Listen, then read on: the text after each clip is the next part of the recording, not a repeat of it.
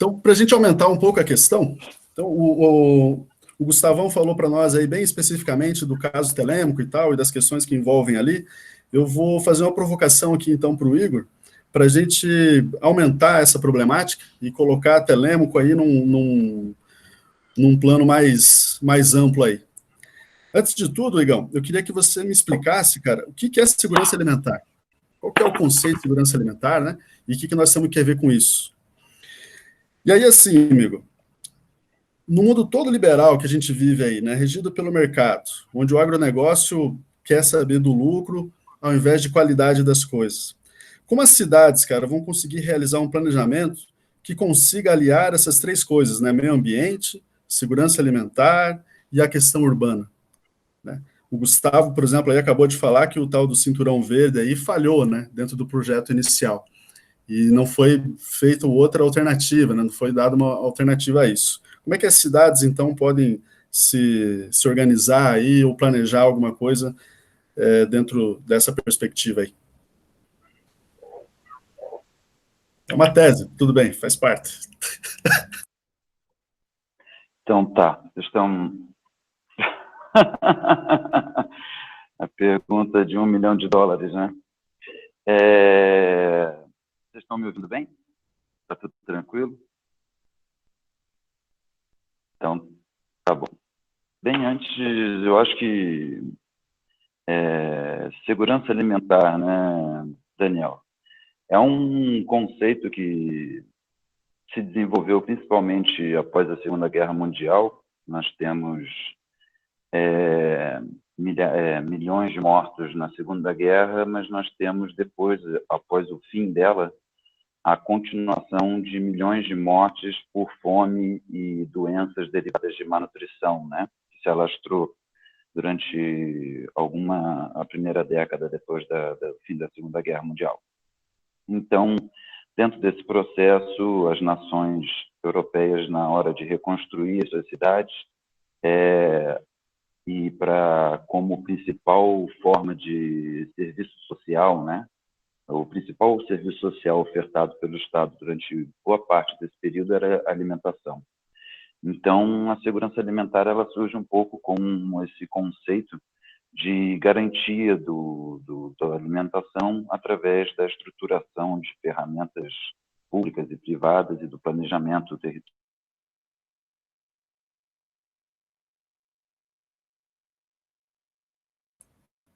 Travou, Igor. A internet travou, Pia. Esperar um pouquinho, daqui a pouco ele volta. Ih, Marquinhos.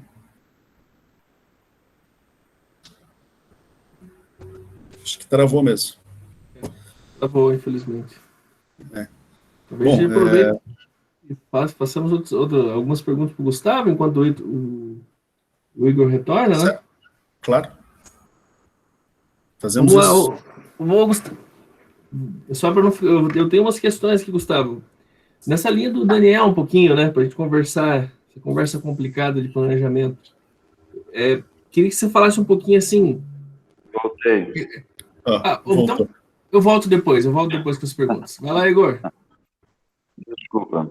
Quanto tempo eu fiquei fora? Vocês ouviram até que momento? Cara, você passou aí uns 30 segundos fora só. Foi bem rapidinho. A gente escutou até quando você comentava da política do Estado com relação à manutenção da superação da fome ali depois da Segunda Guerra Mundial. Isso. Então, aí fechou. Então, a gente tem a ONU, a criação da ONU, aí o braço da ONU que lida essa questão é a FAO, que existe até hoje, né?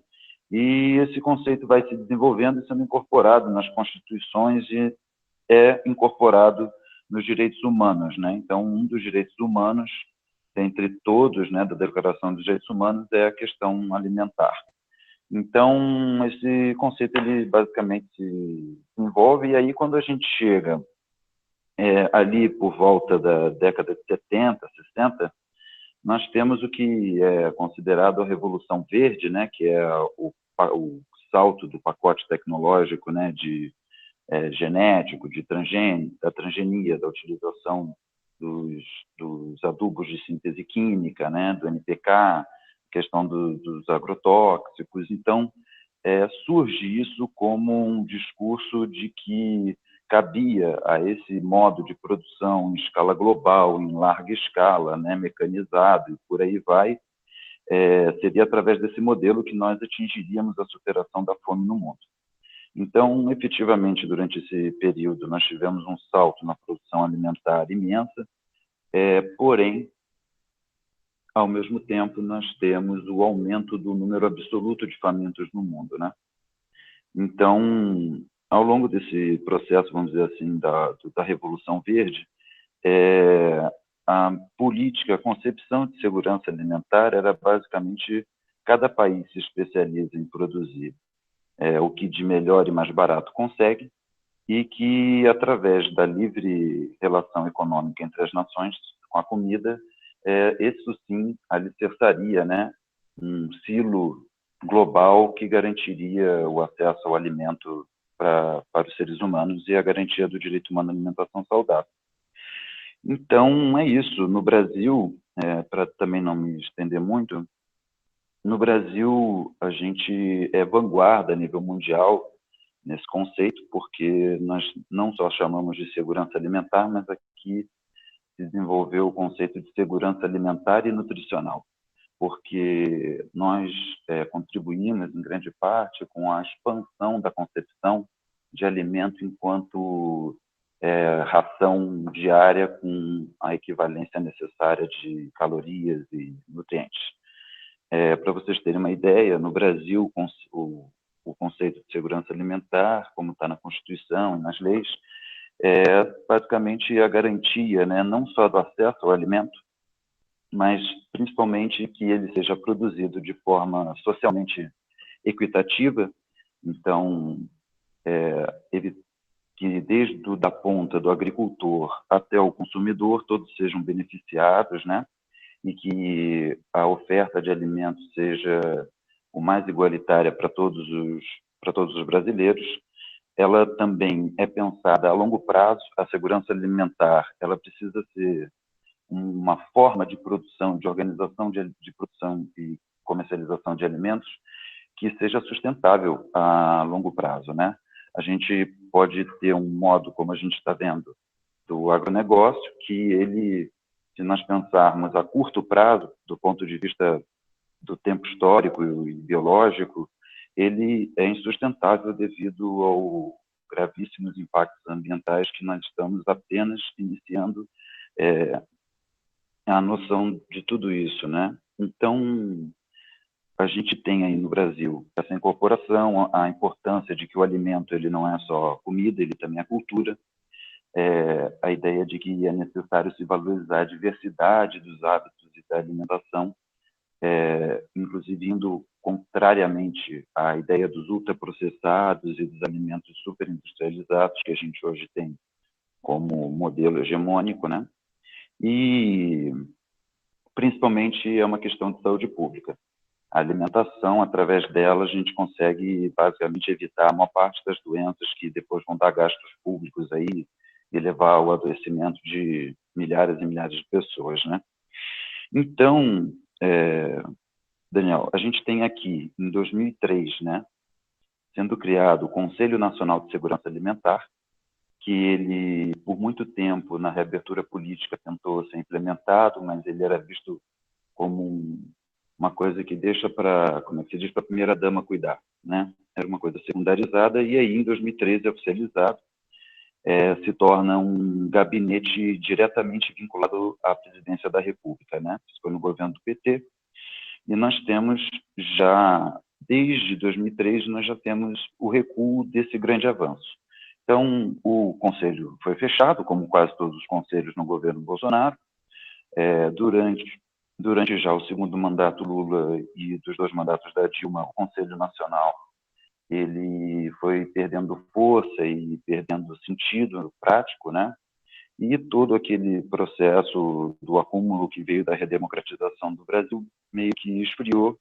E nós temos aí hoje o total congelamento da construção do que a gente começou a fazer, que é o Sistema Nacional de Segurança Alimentar do Brasil, que envolve de municípios, a governo federal, envolve todas as políticas de todas as escalas que vocês possam imaginar. Então, hoje nós voltamos ao mapa da fome, né, no Brasil, coisa que nós mal conseguimos sair, e temos visto aí o estado de coisas, e com essa pandemia acredito que vai se intensificar.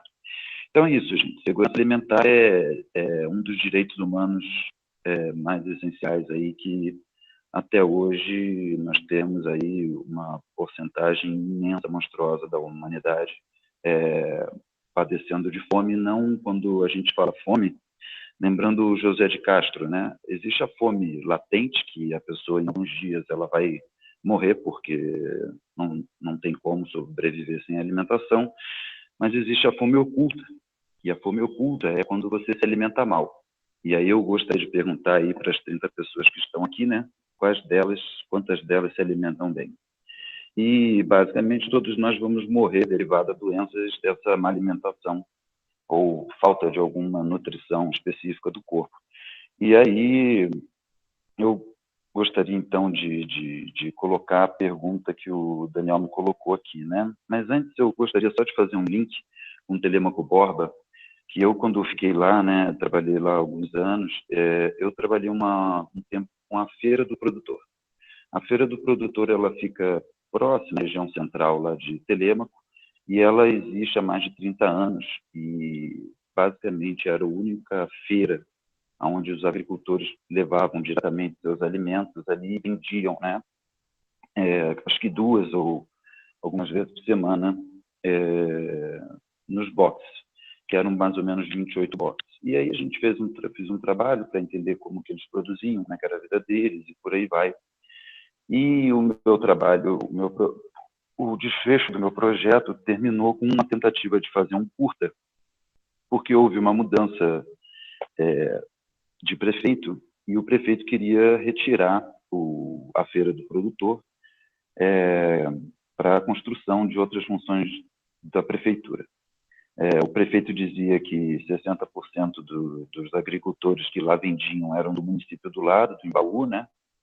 E que eles não pagavam, e que precisava de espaço público, que justamente, né, como o Gustavo colocou, a especulação imobiliária faz com que a prefeitura tenha que, nem ela consiga, sei lá, comprar, né, nas posses, então tem que pegar o que já tem.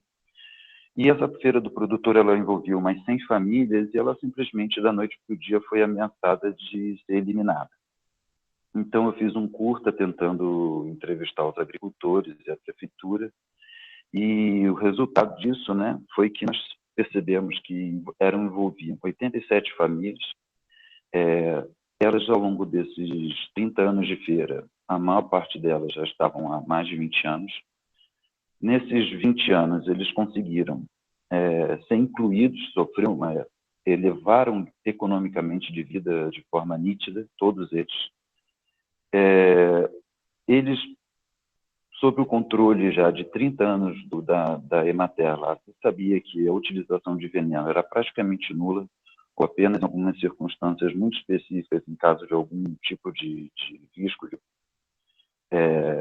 raro, e ela movimentava por mês, mesmo sendo aberta 2 vezes por semana, ela movimentava em torno de R$30 mil por dia. E eles ofereciam a 30% mais barato do que o valor das grandes redes de supermercados. Então, nós temos ali um exemplo de uma política, de uma delas, né, que podem ser incorporadas, são as feiras locais de produção próximas. Para quem não sabe, o Embaú se emancipou só em 96. Então, esses agricultores já estavam na feira, já estavam trabalhando, e eram telêmaco-borbenses, inclusive, né?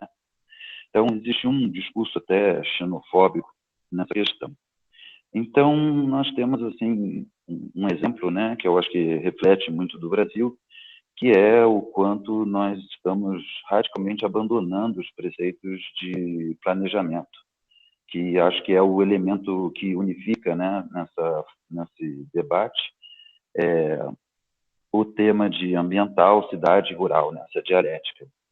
nesse mundo liberal. Então, acho que nós não temos, né, para tentar aqui encerrar minha fala, quer dizer, orientar minha fala para um outro momento, que é o seguinte, nós temos segurança alimentar e nós também temos o conceito de insegurança alimentar.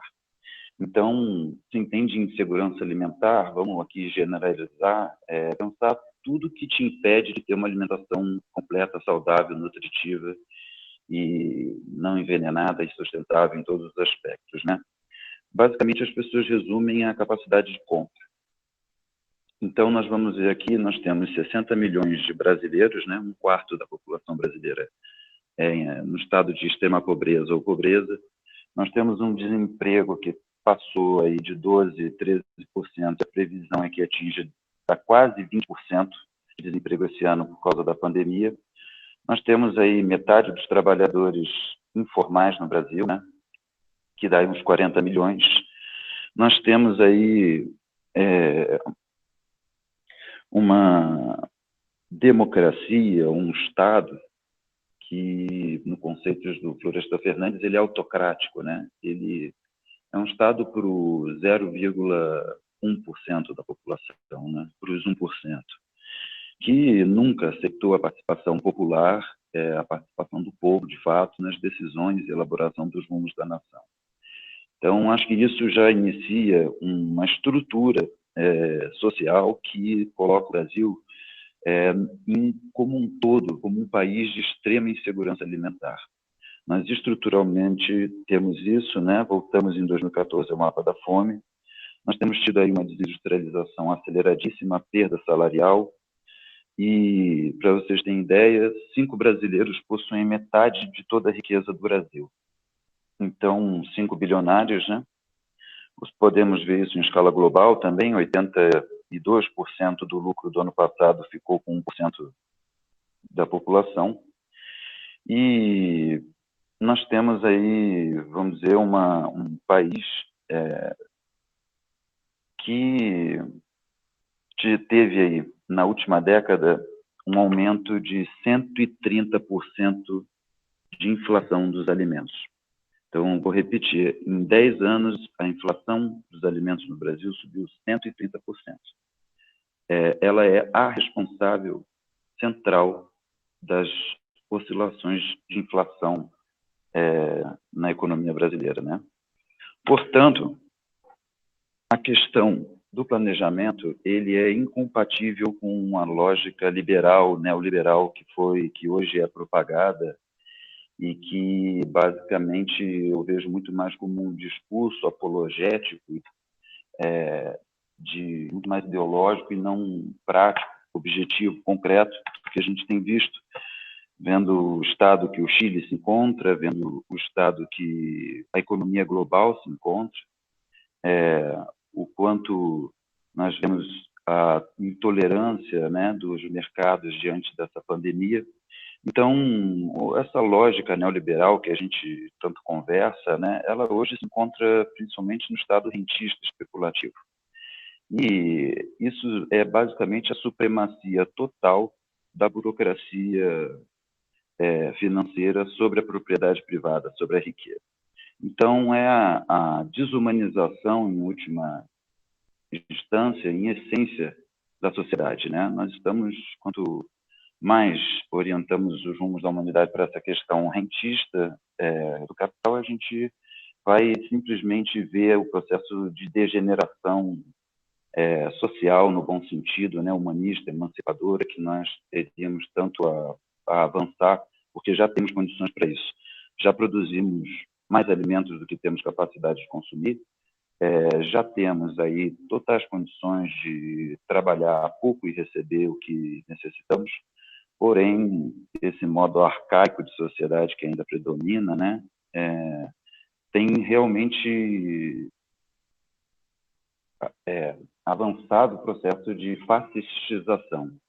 Acho que o fascismo, que está tão em voga e está sendo tão discutido, é um processo de desumanização, e o processo de desumanização, ele, na minha opinião, é quando a gente coloca a supremacia da propriedade privada e do capital em detrimento do planejamento do rumo da humanidade. Então, realmente, nós nos encontramos alienados e impedidos, né? E para tentar encerrar em 16 minutos aí, o planejamento só virá com democracia, com uma sociedade efetivamente democrática, participativa, e alimentos saudáveis também. Alimento saudável, para que a gente possa ter uma soberania e uma segurança alimentar no Brasil, é só através de uma sociedade democrática, amplamente envolvida, né, e preparada através da formação em todos os aspectos para conseguir efetivar isso aí. Então, por hora, seria... Valeu, Igão, valeu. Percebe-se que é um tema mais complexo, né, e tem mais a ver com o nosso cotidiano do que a gente imagina, né? Eu vou fazer o seguinte, eu tenho 3 questões aqui, ó, no chat, tá? Então, uma do Guilherme, uma do Fábio e uma do Metamor Fati. Vamos fazer o seguinte, tem uma pergunta aqui para o Gustavo, então vou deixar o Igor descansar um pouco. Eu não sei se o Guilherme não quer abrir o microfone e fazer a pergunta, Guilherme, ou eu posso ler aqui mesmo?